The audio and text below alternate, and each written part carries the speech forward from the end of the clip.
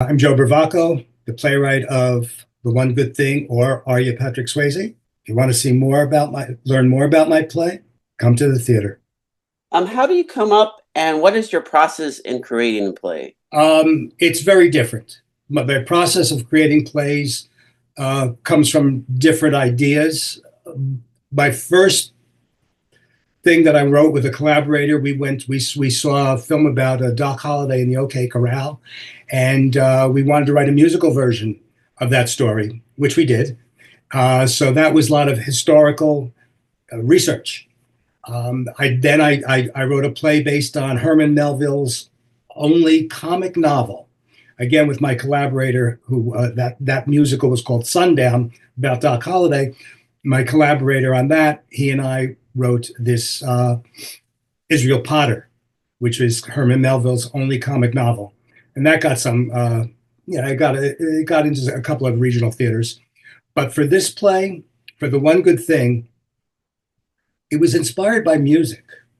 I had been listening to the soundtrack of an Irish film, and I used a song actually at the end of the first act and the end of the second act that inspired the film. Inspired the play. And I do a lot of walking in the morning, and I had my headset on, and I was listening to this over and over, and it just characters came to me out of this.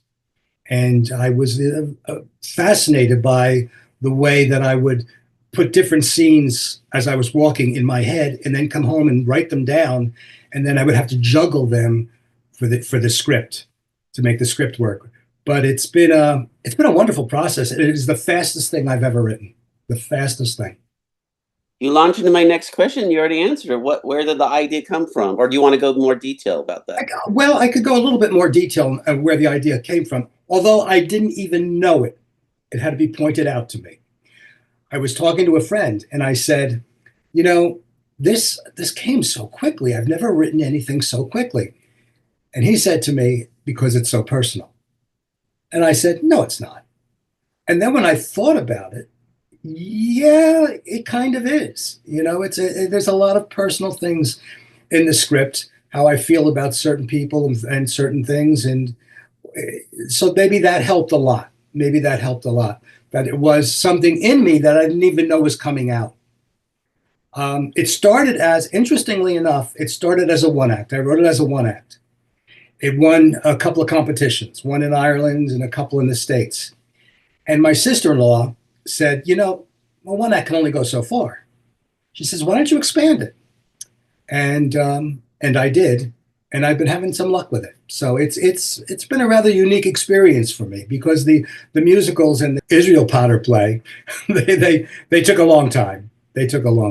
So this was a rather unique experience. So tell us the main story arc for the play, The Good One Thing, or Are You Patrick Swayze? The name, the one good thing is really almost the theme of it. I don't want to give away too much, but one of the characters talks about the one good thing in life that we leave behind. And the subtitle, or Are You Patrick Swayze, is they play a game, they play a movie game. Who am I? And they give out clues, and one of the guesses is, Are you Patrick Swayze? Which also ties into what's happening in the play. I know you don't want to do any spoilers, but can you at least tell us about the beginning of the play, right when it starts? Sure. It's two brothers in Ireland. They have a small cottage on the cliffs of the Irish Sea. And one morning, one of the brothers tells the other, Jamie tells his brother Tommy, that he's dead and he's a ghost. And that happens about maybe maybe about 10 minutes into the script. And it takes off from there. Is he dead? Is he not dead? And we really don't find out what's going on. All the puzzle doesn't come together really until the very end of the play, which is, there's an interesting thing that when I was expanding it, Act One ends with the question, is he dead or not? And I thought, well, maybe that should end the play. And I thought, no, that's kind of a cliche. So Act One still ends with, is he dead or not? And then Act Two begins where you think, well, wait a minute, he's alive. But then you think, or is he? So it goes on a little bit further than that. And I think what it says about grief and forgiveness and redemption, it can touch a lot of people. So far, I've heard great things about how they're moved by it. What are the overall themes of this play? Well, it's the themes are really about the eternal. The two brothers find the eternal in their fraternal bond. There's a whole thing about guilt and grief and forgiveness and redemption and love. And the thing about love is one of the brothers feels that he has never been loved. And as a result of that, he is incapable of being loved. He has, his mother has died, and she is the only one that he feels said, I love you, and meant it. His brother has never said it because he's just cold in a certain respect. He has a problem with his father. His sister-in-law says, I love you to everybody, so he doesn't think it means anything. And he had a partner who, well, cheated on him, and that's over, so he didn't feel any love there. And when you feel that you are unloved or incapable of being loved, it's hard to live with. So that's basically the theme about these two brothers coming together and with their guilt, with the forgiveness, and with the redemption by the end. What do you want the audience to get out of your play? I want them hopefully to see something within themselves that they have, like maybe they haven't said the things that they should say to people that they love. There's a what can I say? There's a not so much a moral, but I when we did a reading of this, someone was in tears at the end of it, and said I was thinking of my brother at this point. We're doing this in, I don't know if you know, we're doing this in England in April, the end of April. And the director, it was very, very moved by it because of a relationship he has with his brother that's kind of similar to the one in the play. So you want them to kind of look at this, maybe see themselves in it, maybe recognize something that they've done wrong and maybe change. It's hard for a lot of people to say I love you. You could say it very superficially. As the sister-in-law, she's not in the play, but they talk about her, and she says I love you to everything. Every time she hangs up the phone, instead of saying goodbye, she says I love you. And one brother asked the other, Jamie, who's not married, asked his brother Tommy, well, does that make you jealous when she says I love you on the phone? He says no. And he says of course not, because she doesn't mean it. So there's a depth to love that maybe we all don't reach. As a playwright, when you see this play performed, what are you hoping to get out of it? Oh, wow. What do I hope to get out of seeing the play performed? Well, I hope to see the audience moved by it. I think that's what I'm really, really want to see. I saw a couple of plays in my lifetime where I could not get out of my seat after they ended. I'm not comparing myself to these plays. These are classic, brilliant plays. But when I first saw Our Town, I couldn't move. First production I saw, Glass Menagerie, could not move. There was a play called you probably know it, Sam Hunter's A Case for the Existence of God. Brilliant play. Wiped me out. And I'm not comparing myself to that, but I would like maybe just a few people to sit there after it's over and not be able to move because they've been moved by it. The most important question, why should people go see your play? Oh boy. Why should people see my play? Well, there's always family dynamics that are rough going. You don't have to be two guys, two brothers. I mean, there's a lot going on here between the brothers, between the father and the one son. Has a very different relationship to the father and the other son. There's a relationship with the mother that these boys had, which is very different. So there's a lot of family dynamics going on, and I wish that people could, like I said, see themselves in some of these dynamics, and maybe recognize that things can change, and they don't always have to be that way. They change in the play, but perhaps without giving away too much, perhaps it's too late. Is there anything else about your play that you want to mention I haven't asked about? Let me think. Anything? Well, about the play, well, like I mentioned a little bit before, it can be a little obtuse, and I don't mean that in a Beckett way. I mean, what exactly is being happening? Again, I don't want to give away too much, but there's two scenes in the play that you would maybe go back and say, wait a minute, you know, and then at the end of the play, you said, if you're listening, you get it. So what I what I'm hoping the actors will do will get the lines that kind of help and let you know what the play is about.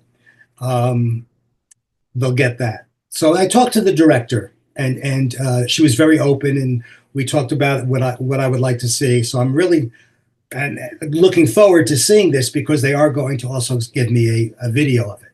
So it's going to be really interesting. I don't want to plays. I don't like when plays tell you exactly what to think, but or how to feel.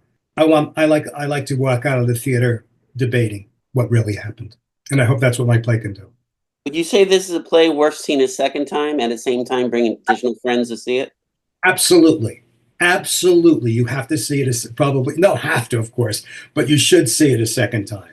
You should see this play a second time because I think once you go in and you talked about it and maybe you have two different ideas, you could really you'll zero in. But no, I think you're right. That's a great question. I think it's a play that deserves to be seen a second time.